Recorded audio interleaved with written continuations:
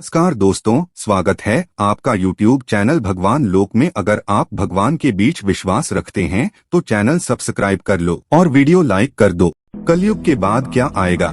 कलयुग के बाद युग कैसा होगा? कलयुग का अंत कब होगा? कलयुग के बाद क्या आएगा? क्या कलयुग के बाद भी कोई युग आएगा? अगर कोई युग आएगा तो कलयुग के बाद युग कैसा होगा? यह सवाल आपको मन में घूम रहा होगा और बहुत सारे लोग जानने के इच्छुक होते हैं कि कलयुग के बाद कैसा युग आएगा। तो आइए इस सवाल को जवाब ढूंढने की कोशिश करते हैं। हम आपको बताते हैं कि कलयुग के बाद आने वाला युग कैसा होगा। वीडियो में बने रहे अंत तक। मित्रों, जैसा कि हम सभी जानते हैं, हिंदू धर्म में समय कालखंड को 4 भागों में बांटा गया है।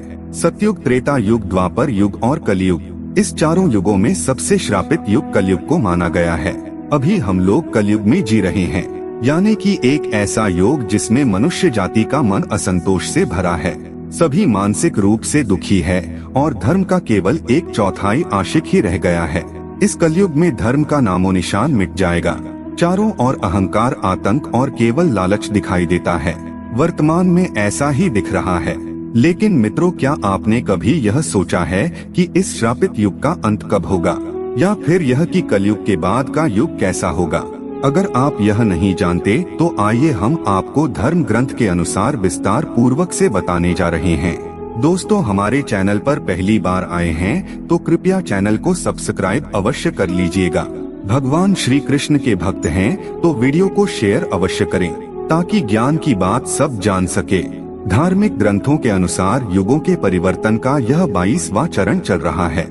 भगवत गीता में भी इस बात का वर्णन किया गया है। गीता के अनुसार परिवर्तन ही सृष्टि का नियम है। जैसे आत्मा एक शरीर को छोड़कर दूसरा शरीर धारण करती है, जैसे रात के बाद दिन आता है, वैसे ही टाइम के साथ साथ हमारा युग भी बदलते रहता है। आइए जानते हैं कलयुग के बाद कैसा होगा युग। दिन के बाद रात होती है, जैसे ऋतु भी अपने निश्चित समय के साथ परिवर्तित होती है, ठीक उसी प्रकार कलयुग के बाद सतयुग का आना भी अटल सत्य है और यह हमारे ग्रंथों में पहले ही लिख चुका है। ग्रंथों में कलयुग से जुड़ी एक कथा का वर्णन मिलता है, जिसके अनुसार एक दिन किसी ने भगवान विष्णु से पूछा, हे परमपिता परमेश्वर, अभी यह द्वापर युग चल रहा है और कालखंड के चक्कर के अनुसार इसके बाद कलयुग आने वाला है, लेकिन मनुष्य उस युग को पहचाने का कैसे?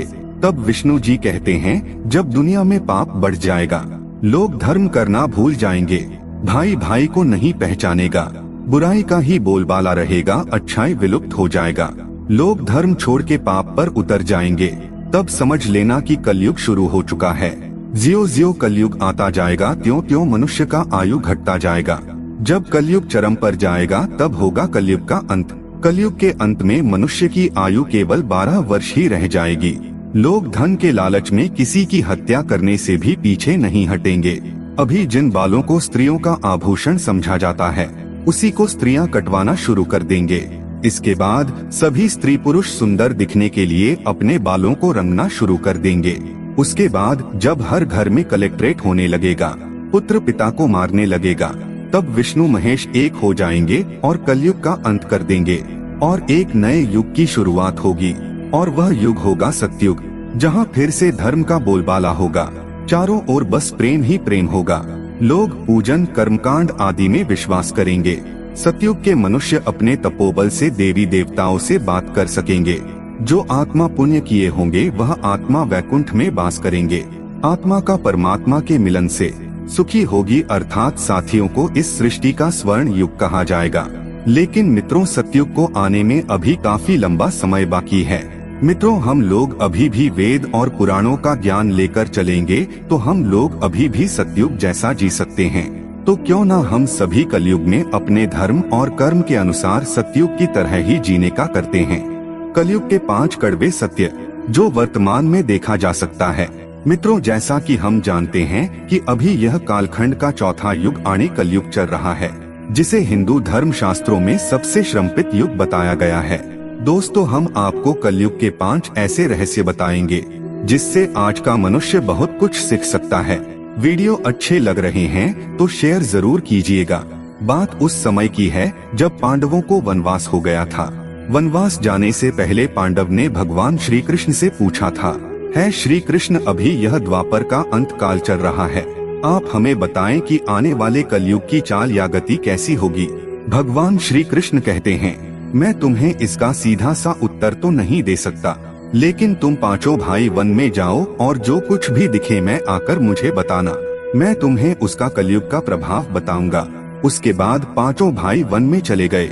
महाभारत में श्री कृष्ण अर्जुन को कलयुग के बारे में क्या कहते हैं? सबसे पहले युधिष्ठिर ने उत्तर दिया, है वासुदेव, मैंने तो पहली बार 2 सूंड वाला हाथी देखा।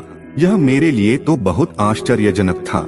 इसके जवाब में भगवान श्री कृष्ण बहुत ही प्यार से कहते हैं कि कलयुग में ऐसे लोगों का ही राज होगा जो दोनों ओर से शोषण करेंगे, बोलेंगे कुछ और करेंगे कुछ और, मन में कुछ और होगा और कर्म कुछ और ही होगा। ऐसे ही लोगों का कलयुग में राज होगा। तुम कलयुग आने से पहले तक राज कर लो। युधिष्ठिर के बाद अर्जुन ने कहा कि मैंने जो देखा वह तो इससे भी ज्यादा आश्चर्यजनक था। क्या कलयुग में ऐसा ही होने वाला है? मैंने देखा कि एक पक्षी के पंखों पर वेद लिखे हुए, लेकिन वे पक्षी मुर्दे का मांस खा रहा था। श्री कृष्ण अर्जुन को मुस्कुराते हुए उत्तर देते हुए कहते हैं, कलयुग में ऐसे ही लोग रहेंगे।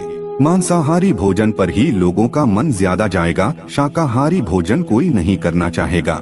जो बड़े ज्ञानी और ध्यान ही कहलाएंगे, वह ज्ञान की चर्चा तो करेंगे, लेकिन उनका आचरण राक्षसी होगा। वह बड़े पंडित और विद्वान कहलाएंगे, किंतु वह यह देखते रहेंगे कि कौन सा मनुष्य कब मेरे और हमारे नाम से संपत्ति कर जाए। सब लोभी और लालची हो जाएगा। भगवान को भक्ति करने के लिए भी पैसा लिया जाएगा। अर्जुन के सवाल के जवाब के बाद भीम अपना अनुभव सुनाते हुए कहते हैं कि एक गाय अपने बछड़े को इतना चाटती है कि वह बछड़ा खून से लहूलुहान हो जाता है। तब श्री कृष्ण कहते हैं कि कलयुग का मनुष्य शिशुपाल हो जाएगा। कलयुग में माँ की अपने बच्चे के लिए ममता इतनी ज्यादा बढ़ जाएगी कि उन्हें अपने विकास का अवसर ही नहीं मिलेगा। मोह माया में ही घर बर्बाद हो जाएंगे। और आपने जो गाय को देखा वह माया कलयुग में रहेगा। इतना मोह माया भी मनुष्य को कारगर नहीं बना सकता है। भीम के बाद सहदेव ने पूछा है, श्री कृष्ण, मैंने देखा कि 5-7 बड़े कुएं के बीच एक गहरा कुआं बिल्कुल खाली है, जबकि ऐसा संभव नहीं हो सकता। फिर श्री कृष्ण उत्तर देते हैं, कलयुग में लोग लड़के लड़की के विवाह में, मकान के उत्सवों में, छोटे बड़े उत्सवों में लाखों रुपए खर्च कर देंगे, परंतु पड़ोस में यदि कोई भूखा प्यासा मर रहा होगा तो यह नहीं देखेंगे कि उसका पेट भरा है या नहीं भरा है। आपने जो देखा वह कलयुग में होगा। उनका अपना ही सदा भूख से मर जाएगा और वह देखते रह जाएंगे। कहने का मतलब यह है कि कलयुग में अन्य भंडार तो होंगे, परंतु लोग भूख से मर जाएंगे। सहदेव के बाद नकुल ने श्री कृष्ण से कहा कि है श्री कृष्ण, मैंने देखा कि एक बड़ी सी चट्टान पहाड़ से गिरती है और बड़े से बड़ा वृक्ष भी उसे रोकने में सक्षम नहीं हो पाता, परंतु एक छोटे से पौधे से टकराकर वह रुक जाती है। आखिर ऐसे कैसे हुआ, मुझे बताने की कृपा करें। तब श्री कृष्ण कहते हैं कि कलयुग में मनुष्य की बुद्धि क्षीण हो जाएगी और उसका जीवन पतन हो जाएगा। उस पतन को धन और बड़ी से बड़ी सतरा रूपी वृक्ष भी रोकने में सक्षम नहीं होंगे, किंतु हरि नाम का छोटा सा शब्द बोलने से मनुष्य जीवन का पतन रुक जाएगा। आठ कलयुग में हरि नाम मुक्ता एकमात्र मार्ग होगा। हरि नाम से ही लोगों को मुक्ति मिलेगा और राम नाम से सारा पाप कट जाएंगे। पाप कटने के बाद आत्मा और परमात्मा का मिलन होगा और आप जीवन और मृत्यु से सदा के लिए छुटकारा पा लेंगे। कमेंट में जरूर लिखें, जय श्री कृष्णा।